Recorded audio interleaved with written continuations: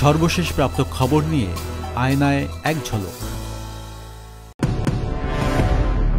সক্রিয় রাজনীতিতে প্রবেশ অথবা নিজে নির্বাচন করার কোনো ইচ্ছে নেই বলে জানিয়েছেন প্রধান উপদেষ্টা ডক্টর মোহাম্মদ ইউনূস। সম্প্রতি মালয়েশিয়া সফরে গিয়ে দেশটির রাষ্ট্রীয় বার্তা সংস্থা বার্নামাকে দেয়া এক সাক্ষাৎকারে তিনি একথা বলেছেন।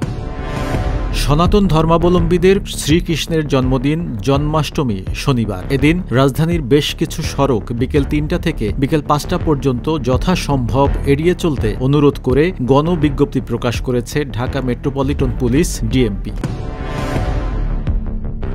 মালয়েশিয়ায় ২ বাংলাদেশির বিরুদ্ধে সন্ত্রাসবাদের সঙ্গে সম্পৃক্ত থাকার অভিযোগে মামলা দায়ের করা হয়েছে। ওই ২ বাংলাদেশির নাম মামুন আলী এবং রেফাত বিশাত। মালয়েশিয়ার আদালতে তাদের বিরুদ্ধে সন্ত্রাসবাদের সঙ্গে জড়িত থাকার অভিযোগে চার্জ গঠন করা হয়েছে বলে এক প্রতিবেদনে জানিয়েছে দেশটির রাষ্ট্রায়ত্ত বার্তা সংস্থা।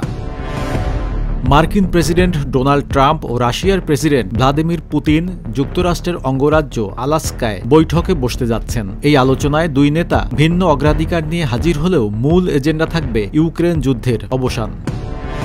নারী ওয়ানডে বিশ্বকাপের আর বাকি মাত্র ৫০ দিন। এই মেগা টুর্নামেন্টের আগে অনেকদিন ধরেই কোনো আন্তর্জাতিক ম্যাচ খেলছে না নিগার সুলতানা জ্যোতিরা। বিশ্বকাপের আগে খেলোয়াড়দের প্রস্তুত রাখতে তাই বিকল্প পথ বেছে নিয়েছে বিসিবি। ছেলেদের অনূর্ধ্ব ১৫ দল এবং নারী ক্রিকেটাররা ২টি দলে ভাগ হয়ে একটি সিরিজ খেলবে।